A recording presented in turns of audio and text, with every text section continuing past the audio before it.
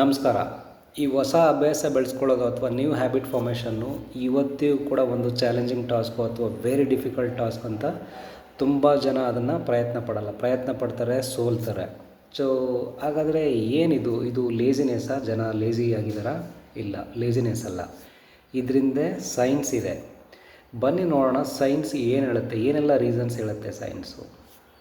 Reason number 1, ನಮ್ಮ brain ಇದೆಯಲ್ಲ, ನಮ್ಮ ಬ್ರೈನು ಯಾವಾಗಲೂ ಎನರ್ಜಿನ ಸೇವ್ ಮಾಡೋದಕ್ಕೆ ನೋಡ್ತಾ ಇರುತ್ತೆ. ನಾವು ಇವಾಗ ಏನಿದೆ ಹ್ಯಾಬಿಟ್ಸು ಅದನ್ನು ಫಾಲೋ ಮಾಡ್ತಾ ಹೋದರೆ ದಿನನಿತ್ಯ ಅದಕ್ಕೆ ಕಡಿಮೆ ಎನರ್ಜಿಯಲ್ಲಿ ಅದನ್ನೆಲ್ಲ ಮ್ಯಾನೇಜ್ ಮಾಡ್ಬೋದು ಬ್ರೈನು. ಬಟ್ ಏನಾದರೂ ಹೊಸ ಹ್ಯಾಬಿಟ್ನ ನಾವು ಪ್ರಯತ್ನ ಪಟ್ಟರೆ ಅದಕ್ಕೆ ಜಾಸ್ತಿ ಎನರ್ಜಿ ಬೇಕಾಗುತ್ತೆ ಬ್ರೈನು. ಸೊ ಅದರಿಂದ ಬ್ರೈನ್ ಅದನ್ನು ಸ್ವಲ್ಪ ಅವಾಯ್ಡ್ ಮಾಡೋಕ್ಕೆ ಟ್ರೈ ಮಾಡುತ್ತೆ. ಸೊ ಅದನ್ನು ನಾವು ಮುಂದೆ ಹೋಗ್ಬೋದು, ಸ್ವಲ್ಪ ಪುಷ್ ಮಾಡಬೇಕಾಗುತ್ತೆ ಆ ಸ್ಟೇಜಲ್ಲಿ. ಎರಡನೇ ರೀಸನ್ನು, ಯಾವುದೋ ಒಂದು ಮೋಟಿವೇಶನ್ನು ಇಟ್ಕೊಂಡು, ಇವಾಗ ಯಾರೋ ಒಬ್ಬರು ಏನೋ ಮಾಡಿದ್ರು ಅದನ್ನು ನೋಡಿ ಮಾಡೋದು, ಅಥವಾ ಏನೋ ಒಂದು ಮೂವೀಸ್ ನೋಡೋದು, ಅದ್ರ ಮೇಲೆ ಇನ್ಸ್ಪೈರ್ ಆಗಿ ಮೋಟಿವೇಟ್ ಆಗಿ ಮಾಡೋದು. ಸೊ ಈ ಥರ ಏನಾದರೂ ಹ್ಯಾಬಿಟ್ನ ನಾವು ಸ್ಟಾರ್ಟ್ ಮಾಡಿದ್ರೆ, ಅದು ಯಾವುದೇ ಇರ್ಬೋದು, ಬೆಳಗ್ಗೆ ಏಳೋದಿರ್ಬೋದು, ಓದೋದಿರ್ಬೋದು, ಫಿಟ್ನೆಸ್ ರಿಲೇಟೆಡ್ ವಾಕ್ ಮಾಡೋದು, ಜಾಗ್ ಮಾಡೋದು ಅಂಥದ್ದು. ಈ ಮೋಟಿವೇಶನ್ ಏನಾಗುತ್ತೆ ಅಂತಂದರೆ, ಇವತ್ತಿರುತ್ತೆ ಮೋಟಿವೇಶನು, ನಾಳೆ ಇರುತ್ತೆ, ನಾಳಿದ್ದಿರೋದಿಲ್ಲ. ಸೊ ಆವಾಗ ಹ್ಯಾಬಿಟ್ಟು ಸ್ಟಾಪ್ ಆಗುತ್ತೆ. ಮತ್ತು ಯಾವ ರೀತಿ ನಾವು ಅದನ್ನು ಕನ್ಸಿಸ್ಟೆಂಟಾಗಿ ಮಾಡಬೇಕು, ಅದಕ್ಕೆ ನಾವು ಸಿಸ್ಟಮ್ ಅಂತ ಹೇಳ್ತೀವಿ. ಅಂದರೆ ಒಂದು ಸಿಸ್ಟಮ್ಯಾಟಿಕ್ ಡಿಸಿಪ್ಲಿನ್ಡ್ ಅಪ್ರೋಚ್. ಈ ಹ್ಯಾಬಿಟ್ನ ನಾನು ಯಾವ ಟೈಮಲ್ಲಿ ಮಾಡ್ತೀನಿ, ಯಾವ ರೀತಿ ಮಾಡ್ತೀನಿ ಅನ್ನೋದನ್ನು ಡಿಸೈಡ್ ಮಾಡಬೇಕು. ಅದು ಕ್ಲಿಯರಾಗಿರಬೇಕು. ಇವತ್ತು ಯಾವಾಗಲೂ ಒಂದು ಸರಿ ಮಾಡೋದು, ನಾಳೆ ಯಾವಾಗಲೂ ಒಂದು ಸರಿ ಮಾಡೋದು, ಫ್ರೀ ಇದ್ದಾಗ. ಆ ಥರ ಆದರೆ ಹ್ಯಾಬಿಟ್ಟು ಫಾರ್ಮೇಷನ್ ಆಗೋಲ್ಲ. ಒಂದು ಸಿಸ್ಟಮ್ನ ಕ್ರಿಯೇಟ್ ಮಾಡಿ, ಈ ಹ್ಯಾಬಿಟ್ಗೆ ಈ ಟೈಮ್ ಸ್ಲಾಟಲ್ಲಿ ನಾನು ಈ ಥರ ಮಾಡ್ತೀನಿ, ಅದು ಸಿಸ್ಟಮ್ಮು. ಮತ್ತು ನೀವು ರಿಪೀಟ್ ಮಾಡಬೇಕು. ಒಂದು 21 ಡೇಸು, 60 ಡೇಸು, 90 ಡೇಸ್ ಈ ಥರ ರಿಪೀಟ್ ಮಾಡಿದ್ರೆ ಹ್ಯಾಬಿಟ್ಟು ಸ್ಟ್ರಾಂಗ್ ಆಗುತ್ತೆ, ನೆಕ್ಸ್ಟ್ ಲೆವೆಲ್ಗೆ ಹೋಗುತ್ತೆ.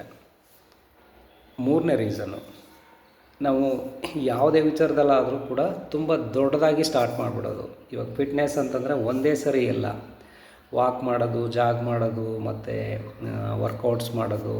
ಸೊ ಎಲ್ಲ ಒಂದೇ ಸರಿ ಸ್ಟಾರ್ಟ್ ಮಾಡಿದಾಗ ಏನಾಗುತ್ತೆ ಅಂತಂದರೆ, ನಮ್ಮ ಬ್ರೈನ್ ಅದನ್ನು ಥ್ರೆಟ್ ಅಥವಾ ಅಪಾಯ ಅಂತ ಟ್ರೀಟ್ ಮಾಡುತ್ತೆ.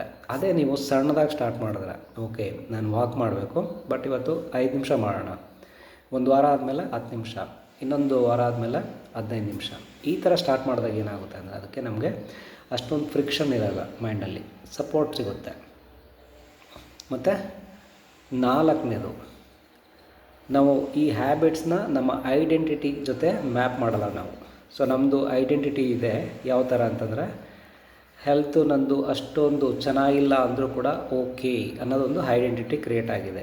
ಯಾವ ಥರ ಕ್ರಿಯೇಟ್ ಆಗಿದೆ, ನಮ್ಮ ಸುತ್ತಮುತ್ತ ವಾತಾವರಣ ಇರ್ಬೋದು, ನಮ್ಮ ಫ್ಯಾಮಿಲಿ ಇರ್ಬೋದು, ಕಲೀಗ್ಸ್ ಇರ್ಬೋದು, ಎಲ್ಲರೂ ಯಾವಾಗಂದ್ರೆ ಅವಾಗ ಹಾಸ್ಪಿಟ್ಲಿಗೆ ಹೋಗ್ತಾ ಇರ್ತಾರೆ, ಹೆಲ್ತ್ ಪ್ರಾಬ್ಲಮ್ಸ್ ಬರ್ತಾನೆ ಇರುತ್ತೆ, ಟ್ಯಾಬ್ಲೆಟ್ಸ್ ತೊಗೊತಾ ಇರ್ತಾರೆ, ಆ ಥರ. ಸೊ ಅದರಿಂದ ಏನು ಅಂದರೆ ಒಂದು ಐಡೆಂಟಿಟಿ ಕ್ರಿಯೇಟ್ ಆಗಿರುತ್ತೆ.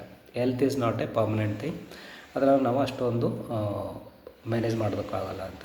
ಸೊ ಇವಾಗ ನಾವು ಹೆಲ್ತ್ ರಿಲೇಟೆಡ್ಡು ಏನಾದರೂ ಒಂದು ಹೊಸ ಹ್ಯಾಬಿಟ್ನ ಕ್ರಿಯೇಟ್ ಮಾಡಿದ್ರೆ, ನಿಮ್ಮದು ಐಡೆಂಟಿಟಿ ಇದೆಯಲ್ಲ ಅಂತಂದರೆ, health cannot be managed properly ಅಂತ ಒಂದು ಐಡೆಂಟಿಟಿ ಕ್ರಿಯೇಟ್ ಆಗಿದೆಯಲ್ಲ ನಿಮ್ಮ ಮೈಂಡಲ್ಲಿ, ಅದು ಸಪೋರ್ಟ್ ಮಾಡಲ್ಲ. ಅದರಿಂದ ನಾವು ಫಸ್ಟು ಆ ಐಡೆಂಟಿಟಿನ ಚೇಂಜ್ ಮಾಡಬೇಕು.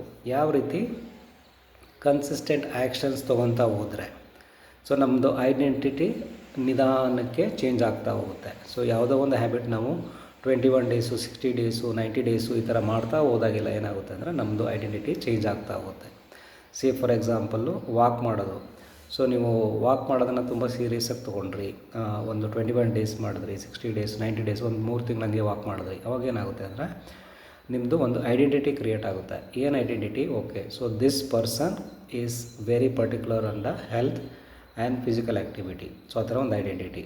ಸೊ ಆ ಥರ ಸೊ ನೀವು ನಿಮ್ಮ ಹೊಸ ಹ್ಯಾಬಿಟ್ನ ಯಾವಾಗಲೂ ಕೂಡ ನಿಮ್ಮ ಇದು ಐಡೆಂಟಿಟಿ ಇರುತ್ತಲ್ಲ ಅದರ ಜೊತೆ ಮ್ಯಾಪ್ ಮಾಡ್ಕೊಂಡಾಗ ಏನಾಗುತ್ತೆ ಅಂದರೆ, ಈ ಹ್ಯಾಬಿಟ್ ಫಾರ್ಮೇಷನ್ನು ತುಂಬ ಈಸಿ ಆಗುತ್ತೆ.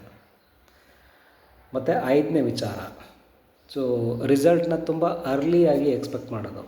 ಅಂತಂದರೆ ಇವತ್ತೇನೋ ಹ್ಯಾಬಿಟ್ ಸ್ಟಾರ್ಟ್ ಮಾಡಿದೆ, ನೆಕ್ಸ್ಟ್ ವೀಕಲ್ಲಿ ನನಗೆ ರಿಸಲ್ಟ್ ಬೇಕು, ಆ ಥರ ಆಗೋಲ್ಲ. ಹ್ಯಾಬಿಟ್ಟು ಅಥವಾ ಏನೇ ಆಗಲಿ, ಗೋಲ್ಸೇ ಆಗಲಿ, ಸಣ್ಣದಾಗಿ ಸ್ಟಾರ್ಟ್ ಮಾಡಬೇಕು. ಅದು ತುಂಬ ಟೈಮ್ ಹಿಡಿಯುತ್ತೆ. ಇದು ಜರ್ನಿ. ಅದು ಇವತ್ತು ಸ್ಟಾರ್ಟ್ ಮಾಡಿದ್ದೀವಿ ವಾಕ್ ಮಾಡೋದಕ್ಕೆ, ಇನ್ನೊಂದು ತಿಂಗಳು ಅಥವಾ 2 ತಿಂಗಳು, 3 ತಿಂಗಳಾದಮೇಲೆ ನಿಮಗೆ ಒಂಥರ ಅದರಿಂದ ಲಾಭ ನೋಡೋದಕ್ಕೆ ನಿಮಗೆ ಸಿಗ್ಬೋದು. ಸೊ ಅಂತಂದರೆ ಯಾವಾಗಲೂ ಹ್ಯಾಬಿಟ್ ಫಾರ್ಮೇಷನ್ನು ಟೈಮ್ ಹಿಡಿಯುತ್ತೆ, ಅಟ್ಲೀಸ್ಟ್ 3 ತಿಂಗಳಾಗುತ್ತೆ.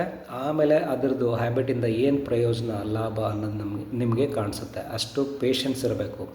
ಸೊ ಪೇಷನ್ಸಿಂದ ಮತ್ತು ಕನ್ಸಿಸ್ಟೆಂಟಾಗಿ ಒಂದೇ ಟೈಮಲ್ಲಿ ಮಾಡಿದ್ರೆ ನಿಮಗೆ ತುಂಬ ಒಳ್ಳೆಯದಾಗುತ್ತೆ, ಉಪಯೋಗ ಆಗುತ್ತೆ.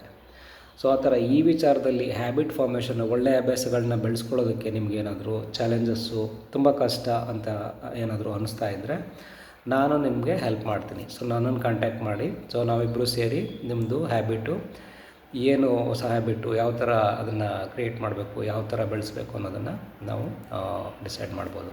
Thank you.